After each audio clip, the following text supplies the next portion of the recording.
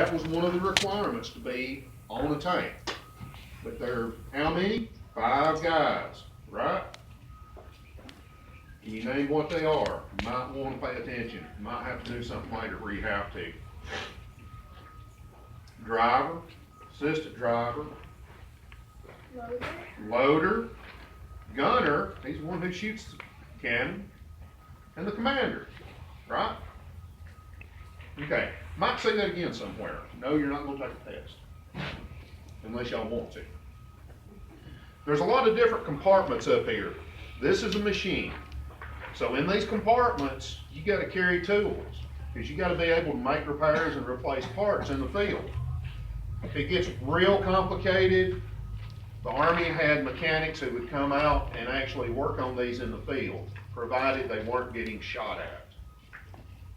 That's the kicker, is are we getting shot at or not? It's kind of hard to work when somebody's shooting at you. But the tank crews carried a lot of equipment with them. They had to, because you would live out of this tank. You didn't drive it home at the end of the day, park it in the garage, and everybody go in the house. No. Wherever you were when the mission was over is where you stopped until the next mission came up, and you would stay with your tank. Now, you may set your tent up outside your tank, sleep on the ground. Really not enough room for everybody to sleep inside the tank. But the men would take their backpacks and they would stack them or strap them around the edges here. These bottom rails is what jerry cans went on. Jerry cans is the fuel containers. Now this thing gets some awesome gas mileage. It has a 233 gallon fuel tank. It gets about 2.5 miles per gallon of fuel. That's not very good, that's terrible. It can go 80 miles before it has to refuel. So, if you got this thing running, guess what else you gotta have out there? Fuel trucks, and a lot of them. Because you won't just have one tank on the battlefield, you'll have anywhere from hundreds to thousands of tanks. There's a lot of tanks out there. It takes a lot of gasoline to keep those things running. Plus, you gotta carry a lot of gasoline with you. Your range is only 80 miles. Now, that 80 miles, that's running in a straight line on flat ground.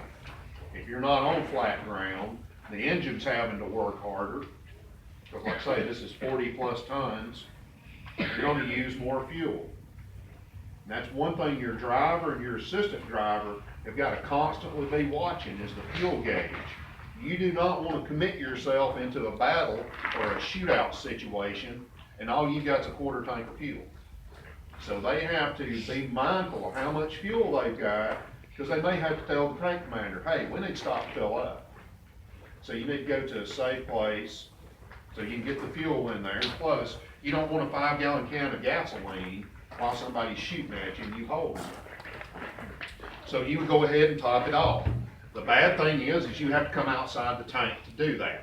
Fuel cap is right here, which I know you can't see it, but it's right here. That's where the fuel cell is, just forward of the engine. Because the engine would be in the back. Kind of neat. Guess what kind of engine this has in it? V12. Do what? V12. Has a V10, but you're close. Guess who made it? No.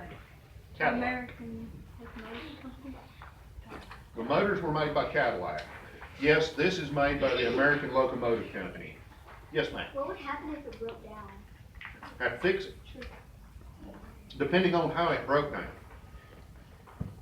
If it was hit by enemy tank, you're just gonna have to dismount, which means get out of it.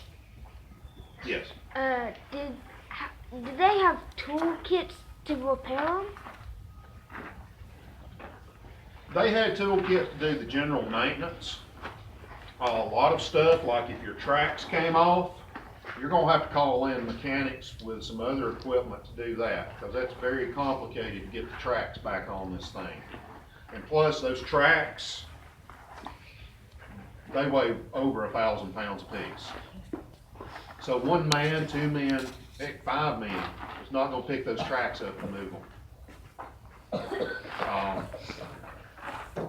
I was in the military, and I can tell you I have been where tracks that came off of the tank before, and yes, you need a tractor to pull those tracks. That's how heavy they are. They're very heavy. This thing's very heavy. One thing you need to be especially cautious about is getting stuck. Yeah, one of these gets stuck, you're not gonna pull it out with just a truck or, you know, any type of vehicle you find. You gotta have another tank, a bulldozer, or a rector that is designed to get tanks out. The Army had those. Has anybody got any questions so far? All right. Now, we went over the ammo. Let's see, I've got 20 minutes. If you're on board a tank and you're one of the crew members on board, it's a very hard life. It's not an easy life. It's very hot inside there.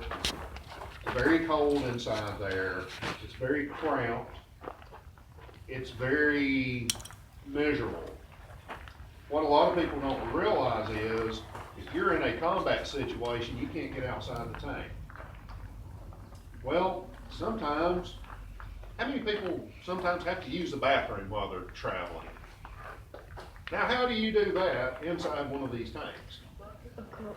Use a bucket. A cup. Bucket, yeah, a lot of crewmen used an empty ammo box. Okay then. You would do what you had to do in the ammo box and then just pour it out later. Because there's no bathroom on board.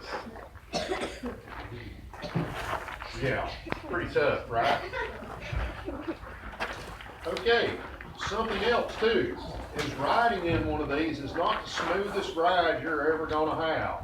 If you'll see the photographs of the tank crews, even to this day, they wear helmets that are different from the combat helmets, like the infantry guys wear. The reason they wear a specialized helmet, it's a bump helmet. When you're inside this thing and it's moving around hitting bumps, it's moving you back and forth.